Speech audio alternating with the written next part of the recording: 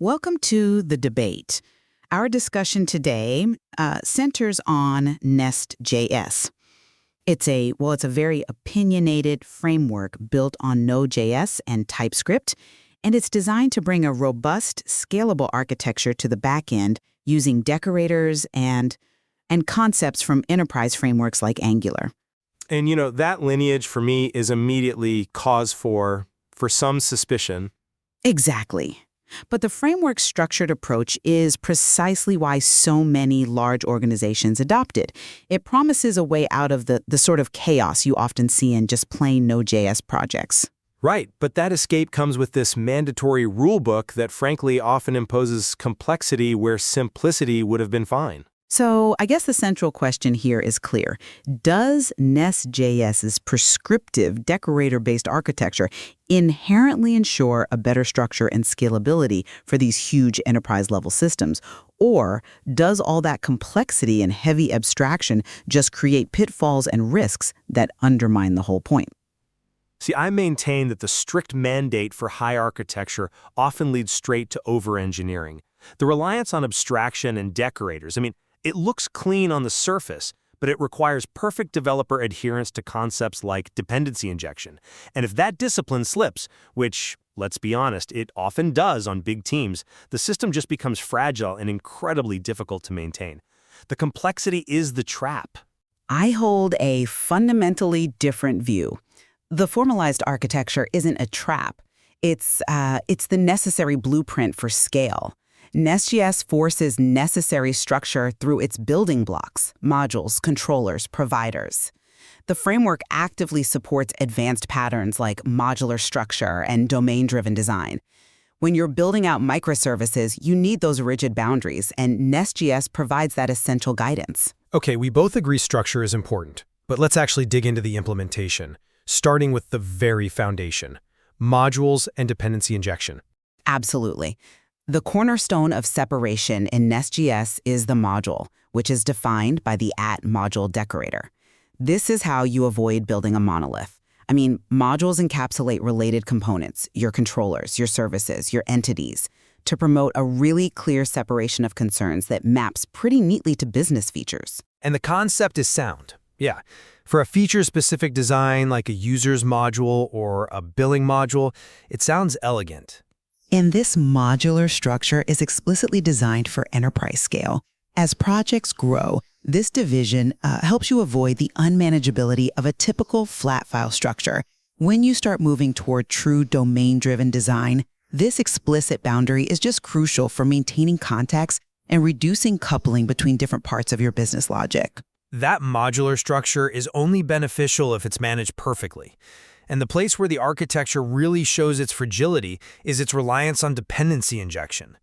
DI, facilitated by the @injectable decorator, is supposed to manage dependencies cleanly.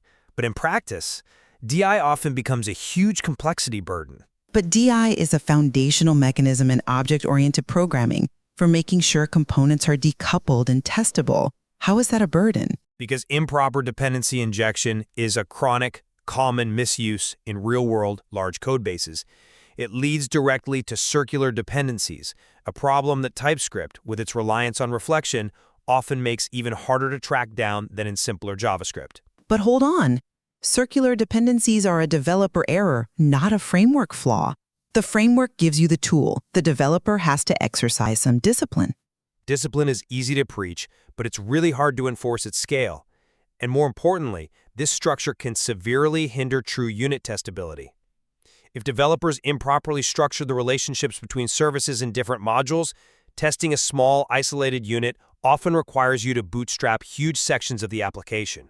You end up having to instantiate providers 5 or 6 layers deep just to test one function, which completely defeats the purpose of fast, decoupled unit testing. I see your point, but let me offer another perspective. If you're bootstrapping that much, you've probably just created overly large modules. That's a misuse of the tool, not a failure of the tool itself. Proper use allows you to mock providers at the module level so you only include what's necessary for that one unit. If the architecture didn't mandate DI, you'd just have, messy global singletons and hard-coded imports everywhere, which is far, far worse for long-term maintenance. The trade-off is often boilerplate versus fragility. But let's move on. If modules are the containers, then let's look at the interaction layer, controllers and providers. Right. Controllers, marked by decorators like @controller and method decorators like @get or @post, are simply responsible for handling incoming client requests and sending back responses. They're the entry point. And providers, which, let's be real, we usually just call services, are marked at injectable and contain all the reusable business logic. The goal is that strict separation. And that separation is fundamental to maintainability, especially when you scale beyond a single application. I mean, think about a distributed system. In a true microservices environment, this separation defines the service boundary perfectly. A dedicated service, say a math controller in one microservice, might use the specialized @message pattern decorator, not for HTTP, but to listen for internal commands like calculate a sum. This structure explicitly isolates the business logic, which enables fault isolation and independent scaling. Okay, that's a compelling example for high-traffic, specialized distributed systems. But for standard API development, I really believe the abstraction cost frequently outweighs the benefit. This strict requirement to create a controller, a service, a DTO, and sometimes an interface for every tiny piece of logic, it just feels like bureaucratic over-engineering. But that bureaucracy enforces predictability. I'm just not convinced by that, because this extra layer of abstraction can introduce measurable overhead. And we see this problem replicated in other tools that favor the same decorator-heavy style. How so specifically? Well, look at the ORMs that are often paired with NestJS. Type ORM, the classic decorator-based choice, introduces pretty significant performance overhead, especially in complex queries. That's because its heavy reliance on reflection and metadata, which is just inherent to that paradigm. Now compare that to SQL-first alternatives like Drizzle ORM. By minimizing that abstraction, Drizzle generally achieves much faster execution times. It just demonstrates that the convenience of deep decorator-based abstraction comes with a hidden performance cost. I agree that ORM choice matters, but that's a library selection issue, not an architectural failure. NestJS provides the structure, developers choose the implementation. But let's look at the area where NestJS really shines for the enterprise, the request lifecycle management. I'm talking about pipes, guards, interceptors, filters, and middleware.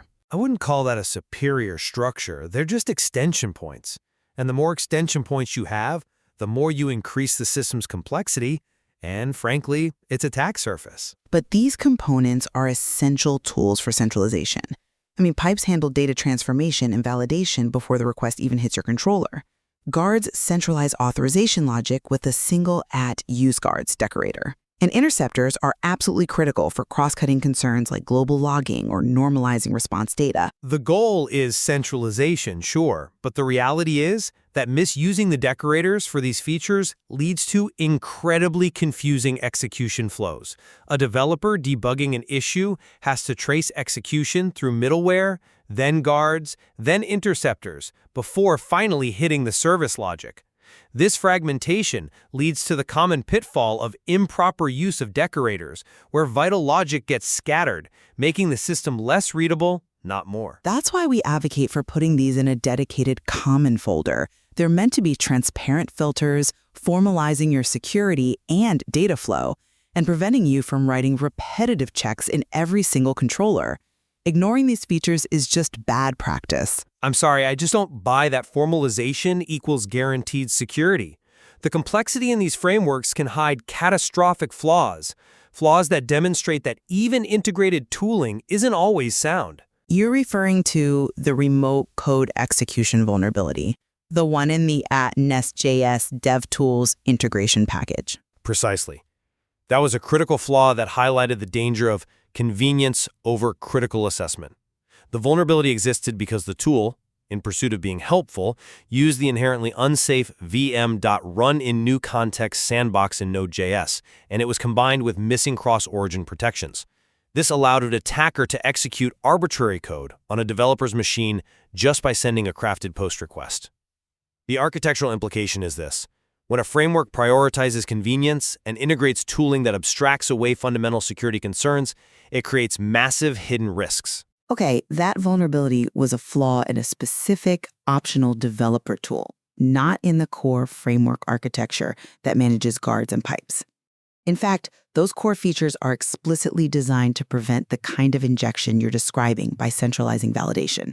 The flaw was patched quickly, and it just highlights the need for rigorous auditing of third-party tools, which is true for any framework. It proves that complexity, even in integrated parts of the ecosystem, can conceal fundamental oversights.